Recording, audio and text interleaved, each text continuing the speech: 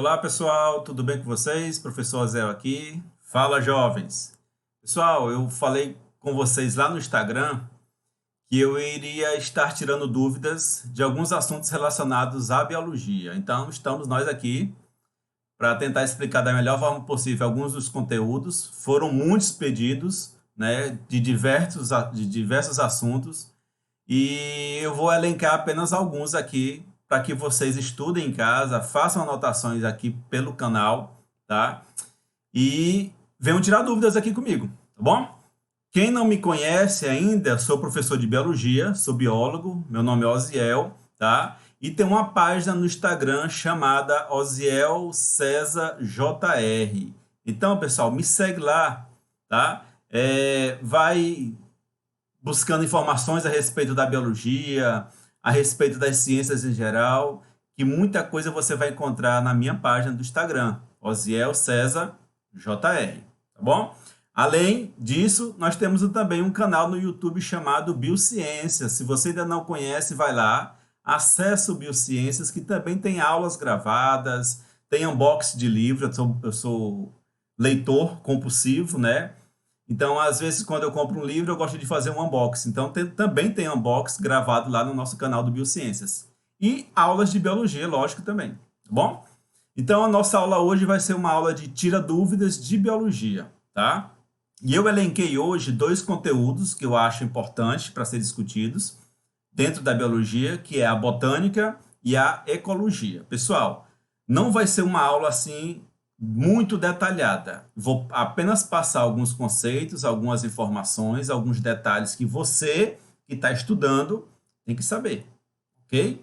Então fiquem atentos, pausa o vídeo quando eu disser, ei, pausa esse vídeo e anota essa informação que é importante. Então faça isso, tá? Vamos começar a nossa aula. Então vamos começar falando da botânica. Quando a gente fala de botânica, lógico que a gente tem que lembrar das plantas, reino Plantae, tá? E algumas características que vocês têm que saber sobre as plantas.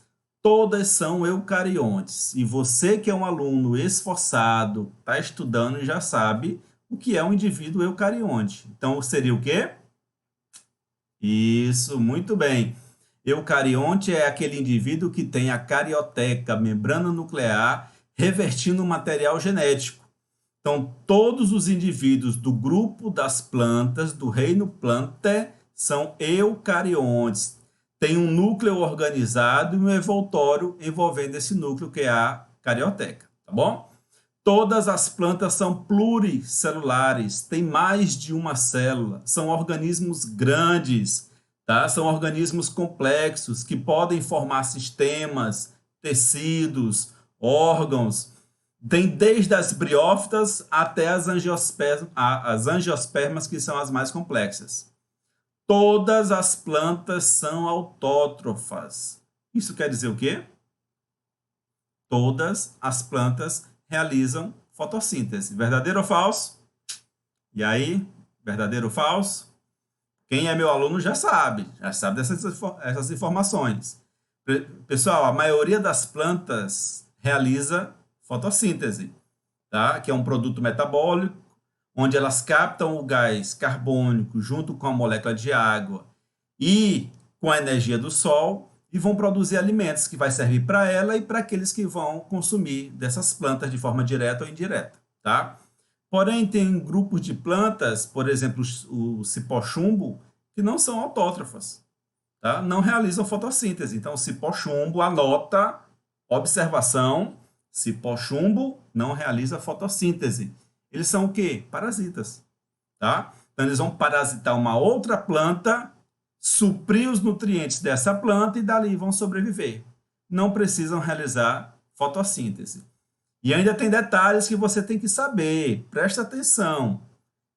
A planta em si realiza fotossíntese principalmente, ou quase 99%, pelas folhas, tá? Então, tem partes na planta, tem partes dentro da estrutura da planta que não realizam fotossíntese. Por exemplo, algumas raízes não realizam fotossíntese. O tronco, muitas das vezes, praticamente não realiza fotossíntese.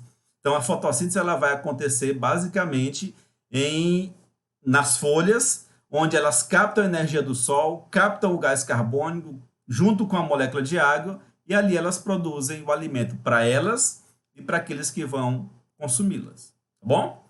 Então, são características, observações importantes que vocês têm que saber. O ciclo de vida de reprodução das plantas é um ciclo haplo-diplo-biôntico. Professor, que termo feio é este? Que nome feio é esse? Então, vamos repetir? Haplo-diplo-biôntico. Isso quer dizer o quê? Existe uma fase no período reprodutivo das plantas, que é a fase haploide, a outra fase é a diploide, e essas fases elas alternam entre si. Metagênese, alternância de gerações. Então, esse é o ciclo reprodutivo das plantas, onde uma fase haploide alterna com uma fase diploide para produzir novos indivíduos. Tá? A fase haploide normalmente é chamada de quê? Gametófito. E a fase diploide, esporófito. Lembra desses detalhes que são importantes. Todas as plantas são eucariontes, pluricelulares. A maioria realiza fotossíntese, são autótrofas. E o ciclo de vida é haplo-diplo-biôntico. Alternância de gerações, metagênese, onde uma fase haploide alterna-se com a fase diploide. Entendido? Vamos lá, vamos dar continuidade. Quem é meu aluno também sabe o que isso representa. Tá? Então, isso representa um cladograma. E neste cladograma mostra a origem evolutiva dos principais grupos vegetais. Então, o que é que eu posso deduzir aqui olhando, observando esse cladograma? Que as plantas hoje existentes tiveram seu ancestral comum, uma alga verde como ancestral, pertencente ao grupo dos protistas. Então, dentro da história evolutiva das plantas, todas as plantas hoje superiores vieram de algas verdes que fazem parte do grupo dos protistas. Tudo bem? No cladograma vai ser mostrado o surgimento de novidades evolutivas. Então, da alga verde surgiram briófitas, pteridófitas, gimnospermas e angiospermas. O que é que eu deixo como observação aqui para vocês? Estudem as características de cada um desses grupos. Briófitas, pteridófitas, gimnospermas e angiospermas. Cada uma delas tem características peculiares. E se tiver dúvida, já sabe, pergunta. Tira a dúvida aqui comigo que eu vou estar respondendo para vocês. O que é que eu tenho que saber das briófitas? São as menores plantas. São diminutas, não têm tecidos, não têm órgãos verdadeiros, não têm sistema de condução de seiva bruta e nem de seiva elaborada. São representadas por musgos, não têm vasos condutores. E, observa, ouve, anota. A fase predominante nas briófitas é a gametofítica. Somente nas briófitas, a geração gametofítica predomina sobre a esporofítica. Somente nas briófitas, a fase haploide predomina sobre a fase diploide. Somente nas briófitas. Entendido? Dentro da escala evolutiva, dentro do cladograma, foram surgindo outras novidades. E a novidade que a gente pode observar aqui é a presença de vasos condutores. As primeiras plantas a apresentar vasos condutores são as pteridófitas, representadas por samambaias. Porém, semelhante às briófitas, elas ainda dependem da água para o ciclo reprodutivo. Lá nas briófitas, os gametas se encontram na água. Tá? Então, os gametas haploides se encontram, ocorre a fecundação, e dessa fecundação dá origem ao indivíduo diploide. Tá bom? E nas pteridófitas, do mesmo jeito. Elas ainda continuam dependentes da água para o processo reprodutivo. Só que tem uma novidade, elas já conseguiram conquistar o ambiente terrestre. Elas já têm tecidos verdadeiros, já tem sistemas verdadeiros, órgãos verdadeiros, tem vasos condutores, tem folhas, tem caules, coisas que as briófitas não tinham. Então, observa, ao longo do cladograma, as novidades evolutivas foram aparecendo e tornando os grupos mais complexos. Qual foi a novidade evolutiva que surgiu depois das pteridófitas? Produção de semente. E planta que produz semente, anota aí, ó, são chamadas de espermatófita. Planta que produz semente, espermatófitas, tá? As primeiras plantas a produzirem semente são as gimnospermas, completamente diferentes das pteridófitas e completamente diferentes das briófitas. As gimnospermas já conquistaram definitivamente o ambiente terrestre. Elas não precisam mais da água para os gametas se encontrarem e ocorrer o processo de reprodução. São plantas de grande porte. Tá bom? Como exemplo, nós temos as araucárias aqui no Brasil, as grandes sequoias lá nos Estados Unidos. Então, são plantas que já têm sementes.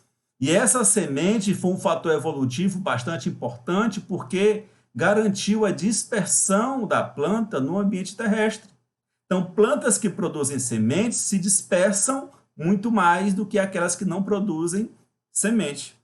A próxima novidade evolutiva a surgir no grupo das plantas foi a presença de frutos e flores.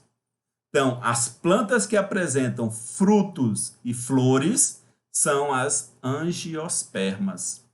Essas angiospermas, dentro da escala evolutiva, que saiu lá das algas, briófita, pteridófita, gimnosperma, e surgiu agora as angiospermas, essas são as mais evoluídas, né, do grupo dos vegetais, dentro do grupo das plantas. Bom, olha esse termo, plantas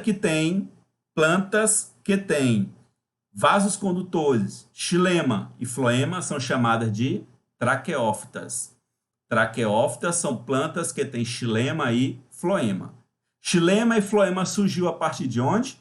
Das pteridófitas. Gimnosperma e angiosperma.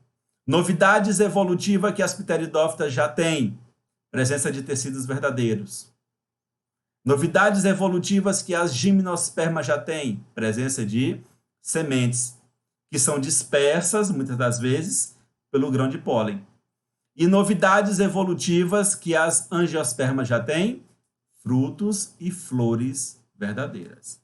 Atenta para esse detalhe, pausa esse vídeo, dá uma observada nesse cladograma e se ficou alguma dúvida, comenta, pessoal, e pergunta, tá bom? Vamos passar? Vamos lá?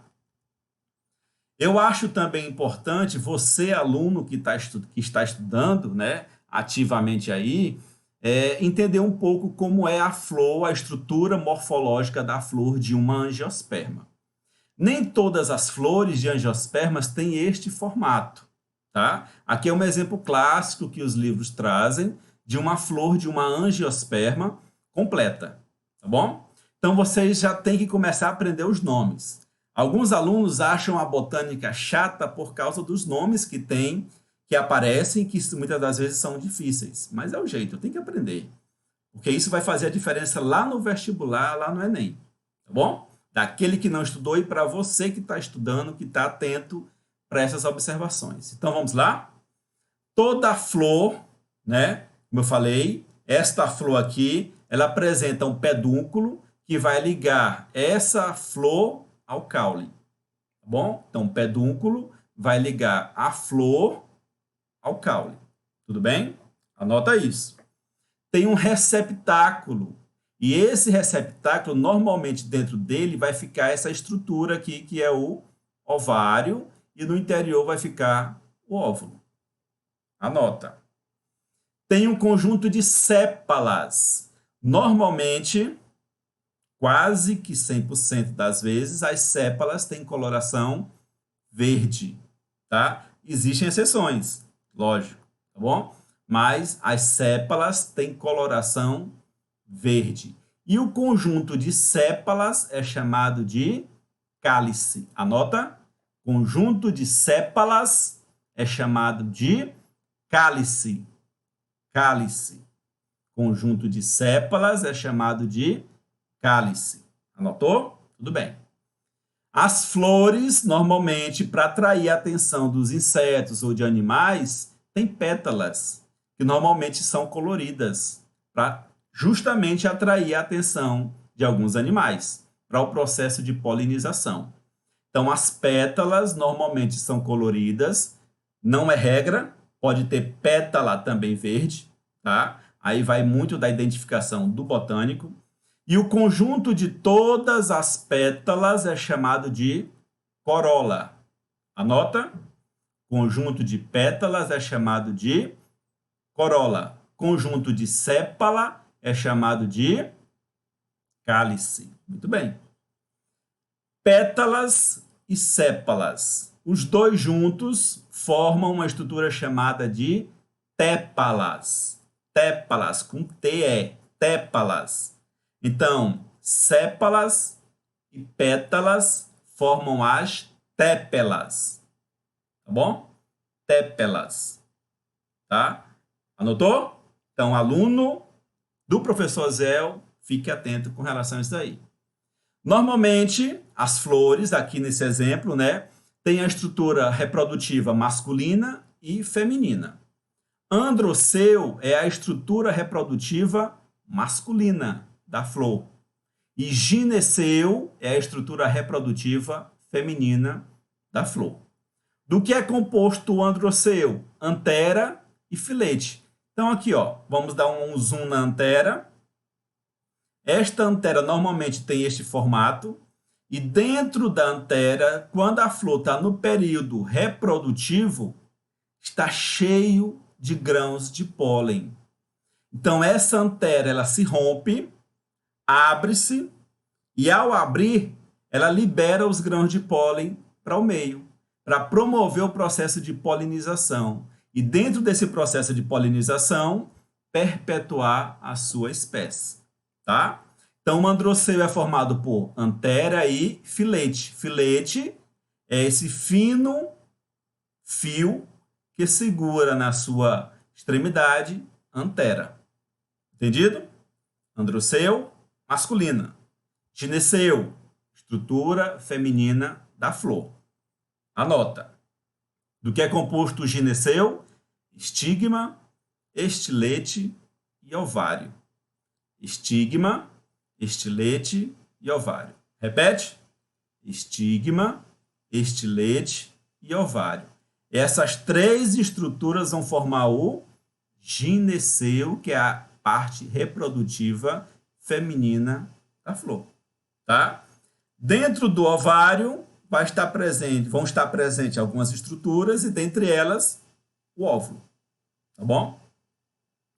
Se aprofunde mais nesse conhecimento, aqui foi apenas um resumo da estrutura da flor, e você nos livros, tá, vai se aprofundar muito mais.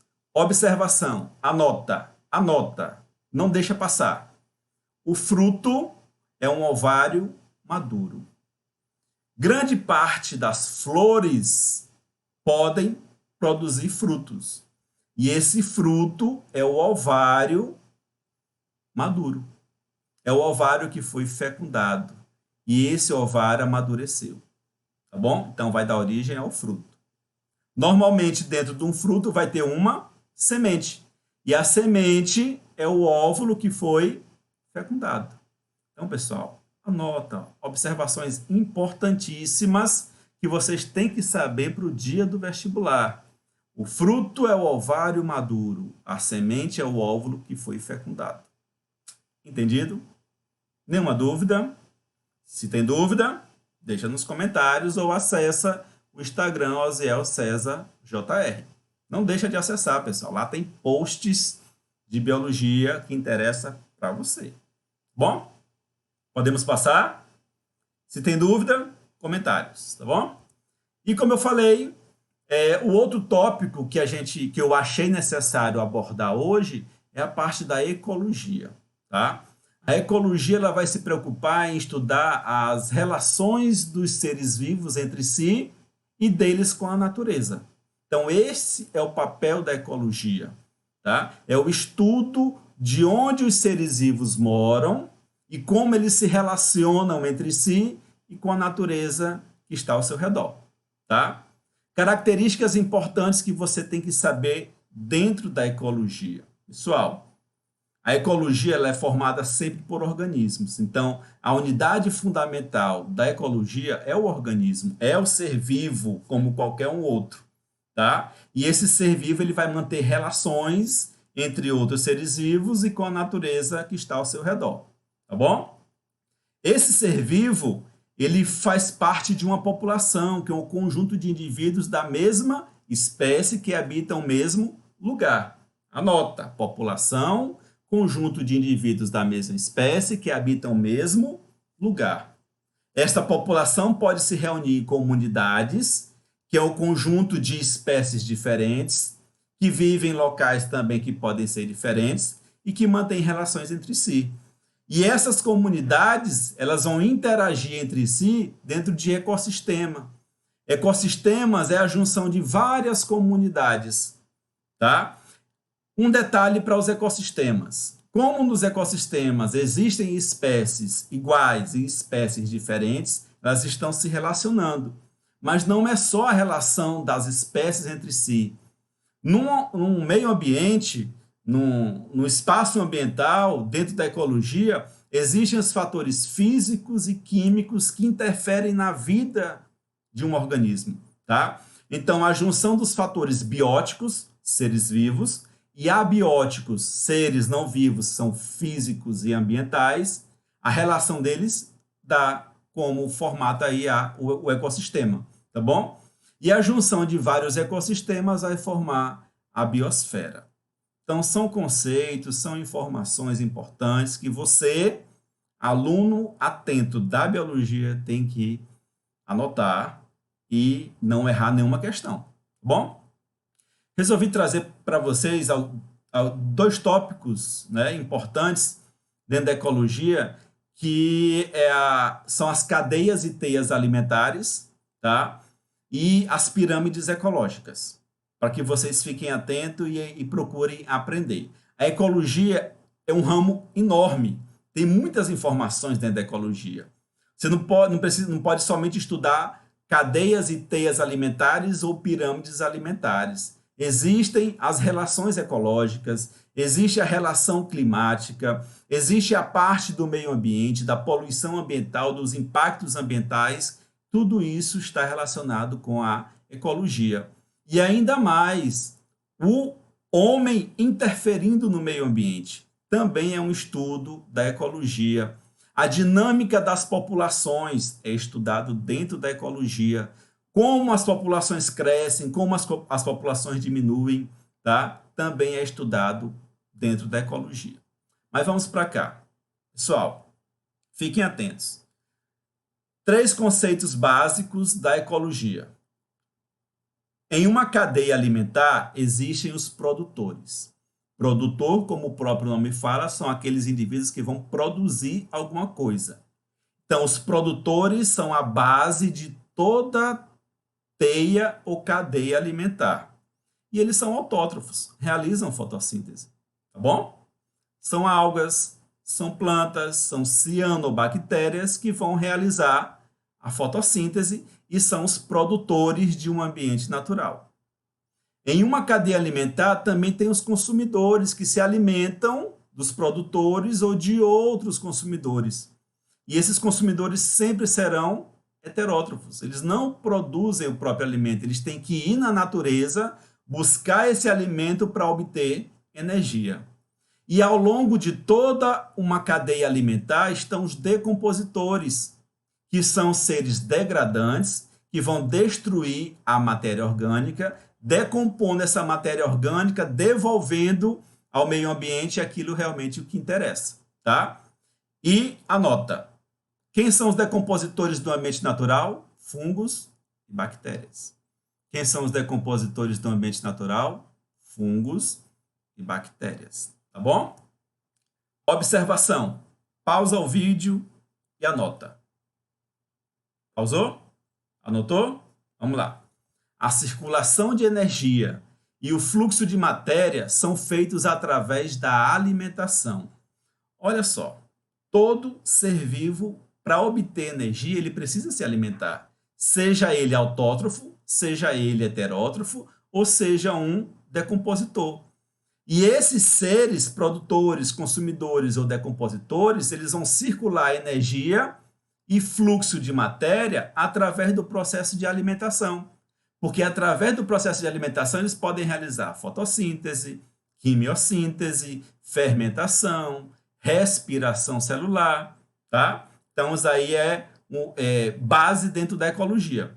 Produtores, consumidores e decompositores fluem energia e matéria através das suas alimentações.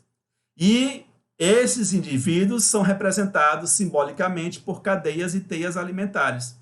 Então, aqui eu trouxe um exemplo, se você quiser anotar, pausa o vídeo e anota, tá? De uma cadeia alimentar. A junção de várias cadeias alimentares em um ecossistema é chamado teia alimentar. Tá bom? Então, vamos lá. Por onde começa uma cadeia alimentar? Pelos produtores, que são plantas, que são algas, que são cianobactérias, seres autótrofos que realizam fotossíntese. Em uma cadeia alimentar eu tenho quem? Os consumidores, que podem ser herbívoros, carnívoros ou onívoros. E tem os decompositores, que são os fungos e as bactérias. Vejam só, cadeia alimentar, a base, produtores, depois, seguindo o fluxo, consumidores, e ao longo de toda a cadeia alimentar, de toda a teia alimentar, estão os decompositores. O que foi que eu falei? Ao longo de toda a cadeia e de toda a teia alimentar estarão os decompositores. Por quê? Porque eles não estão só no final. Porque os produtores vão morrer. Quem vai decompor? Fungos e bactérias. Os consumidores irão morrer. Quem irá decompor? Fungos e bactérias. Então, ao longo de toda uma cadeia ou de uma teia alimentar estão os decompositores. Entendido? Dúvidas? Perguntas? Questionamentos? Aqui. E acompanhe o nosso canal no Instagram. Tá bom? Acompanhe a página no Instagram, acompanhe o canal Biociências lá no YouTube também, tá? E tire suas dúvidas. Anota, anota, anota. Não perde nenhuma informação. Cada ser vivo em um ecossistema, ele vai ter o seu habitat e o seu nicho ecológico. Professor, o que é habitat? É o local onde o indivíduo vive. É a casa, a moradia, é onde ele se aloja para sobreviver. E o nicho é a função desempenhada por ele na natureza. Por exemplo, leão, ele é presa ou é predador? Normalmente um leão é um predador. Então o nicho ecológico de um leão é ser predador. A zebra, ela é o quê? Herbívora. Qual o nicho ecológico da zebra? Herbivorismo. Tá bom? Entendido? Anotou? Nenhuma dúvida? Podemos passar? Vamos lá. E outro tópico importante dentro da ecologia são as pirâmides ecológicas. Pirâmides são representações de cadeias e teias alimentares, tá? E o que eu quero chamar a atenção para vocês é com relação a essas duas aqui, pirâmide de número e pirâmide de biomassa. Pessoal, pirâmide de número representa literalmente a quantidade quantitativo de indivíduos que estão presentes em uma cadeia alimentar. Então, existem 200 plantas para 30 gafanhotos que servem de alimento para 2 pássaros e que serve de alimento para uma cobra. Então, é quantidade. Quantidade de indivíduos é representado por pirâmides de número. Porém, essas pirâmides de números podem ser invertidas quando há o caso de parasitismo. Então, tem uma árvore que está na base da cadeia alimentar, tem o bicho preguiça que está morando lá naquela árvore, porém, tem piolhos habitando o corpo desse bicho preguiça, tá? Então, essa pirâmide de número ela é invertida no caso de parasitas, no caso de parasitismo. Tá bom? Anotou? Essa observação é importante. Uma árvore serve de habitat para um bicho preguiça e no corpo desse bicho preguiça existem 200, 300, 400 piolhos habitando no corpo deles. Se representou um caso de parasitismo e é um caso de quantidade, essa pirâmide de número pode ser invertida. Ok? A outra pirâmide, pirâmide de biomassa. Biomassa representa o peso de cada indivíduo, composição corporal de cada indivíduo, tá? Então, existe 200 quilos de planta que vão servir de alimentos para 30 quilos de gafanhoto, que servirão de alimentos para 20 quilos de pássaro e que serve de alimento para 5 quilos de cobra. Então, biomassa. Biomassa é a representação em massa de cada indivíduo. E olha só a observação, a pirâmide de biomassa também pode ser uma pirâmide invertida, mas só é uma pirâmide invertida quando está representando casos de lagos, lagoas ou ambientes aquáticos em geral, tá bom? Então, o fitoplâncton, zooplâncton e peixes vivem em ambientes aquáticos, lagos, lagoas, mares, oceanos. Quando essa representação é mostrada em uma cadeia alimentar, a pirâmide de biomassa ela é invertida. Então, olha só aqui, ó, a pirâmide do fitoplâncton, onde a massa do zooplâncton vai ser sempre maior que a dos demais. Então, vai ter muitos zooplâncton, microcrustáceos, tá? Se alimentando de fitoplâncton que se reproduzem rapidamente, e esse zooplâncton vai servir de alimento para uma massa pequena de peixes, tá? Anotou essa observação? Quais as pirâmides que podem ser invertidas? Pirâmide de número, quando representa um caso de parasitismo, e pirâmide de biomassa, quando representa situações de ambientes aquáticos lacustres, tá bom? E a pirâmide de energia é o fluxo de energia que vai correr no ecossistema. E você tem que anotar essa setinha aí.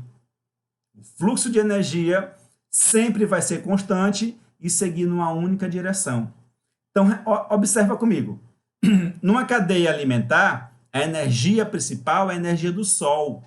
Então, a energia do sol ela vai alimentar os produtores a realizar fotossíntese e essa energia ela vai fluir do produtor até o último consumidor. Então, a planta recebeu energia solar, realizou fotossíntese, produziu alimento para ela, tá? Se alimentou, respirou e uma pequena parcela dessa energia que a planta tinha foi passada para o gafanhoto quando ele se alimentou dessa planta. Uma outra pequena parcela foi passada para o pássaro quando ele se alimentou do gafanhoto. E uma pequena parcela menor ainda foi passada para a cobra quando ela se alimentou do pássaro. Então, o fluxo de energia numa cadeia alimentar sempre vai seguir uma única direção e é unidirecional, é constante e unidirecional, fluindo dos produtores até os consumidores. Ok? Dúvidas, perguntas, questionamentos? Se não entendeu nada, deixa aí nos comentários, pessoal. Tá? É importante você aprender o que está sendo ministrado aqui. Bom? E para encerrar, eu quero falar rapidamente, tá? E eu vou deixar como desafio para vocês estudarem relações ecológicas. Porque são muitas relações ecológicas, tá bom? O que é que eu quero que vocês anotem? Pausem esse vídeo. Anota isso daí que está sendo mostrado. Pausou? Anotou? Bora lá. As relações ecológicas são as relações entre os seres vivos, né, e deles com a natureza, tá bom? Podem ser de dois tipos, harmônicas ou desarmônicas. Harmônicas é quando não causa prejuízo ou ninguém é prejudicado por completo. E desarmônica, pelo menos um vai sair no prejuízo, tá? Aqui estão os exemplos de relações harmônicas: mutualismo, protocooperação, comensalismo, inquilinismo, epifitismo, colônia e sociedades. Vocês vão estudar cada uma delas, ver exemplo de cada uma dessas relações harmônicas e se te ficou dúvida, pergunta nos comentários, tá bom? Tipos de relações desarmônicas, onde pelo menos um sai no prejuízo: predatismo, herbivorismo, canibalismo, amensalismo, mimetismo e esclavagismo. São exemplos de relações desarmônicas, tá? E essas relações, elas podem ser intraespecíficas, quando ocorre dentro da mesma espécie, por disputa de território, por disputa pela fêmea, por disputa por alimento, dentro da mesma espécie, ou interespecífica, entre espécies diferentes. Por exemplo, vamos lá. Leão e zebra são espécies diferentes, então são relações do tipo desarmônica, onde o leão vai se alimentar da zebra, é um caso de predatismo, presa e predador. É interespecífica, porque ocorre entre espécies diferentes e pelo menos um vai sair no prejuízo, que é a zebra. Relações intraespecíficas, ocorre dentro da mesma espécie. Por exemplo, sociedade.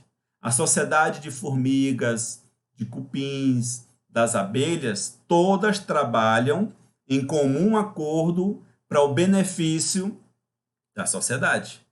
Bom? Então, acontece dentro da mesma espécie, intraespecífica. Entre espécies diferentes, interespecíficas. Ok? Pessoal, se ficou dúvidas, pergunta, não deixa passar nada, reveja essa aula novamente, tá? Anota as principais observações que eu deixei aqui, que vocês só têm a ganhar, tá bom? Essa aula vai estar disponível no Instagram, Osiel César JR, e também vai estar disponível no YouTube, lá no canal Biociências. Então, avisa para os seus amigos, compartilha com seus colegas, tá? Diz que o professor Osiel está gravando aulas e que tem aulas lá no YouTube, que tem aulas lá no Instagram dele. Faz a divulgação, isso é importante. Não só para mim que estou fazendo esse trabalho, mas para você que está aprendendo. Ok? Então aqui eu deixo meu abraço, me despeço, tá? Fiquem atentos para os próximos os assuntos que vocês deixaram. Possivelmente será microbiologia e citologia. Fiquem atentos que eu vou sempre dar informações lá no Instagram. E estudem. Estudem, que vale a pena. Tchau, pessoal. Abraço para vocês. Valeu.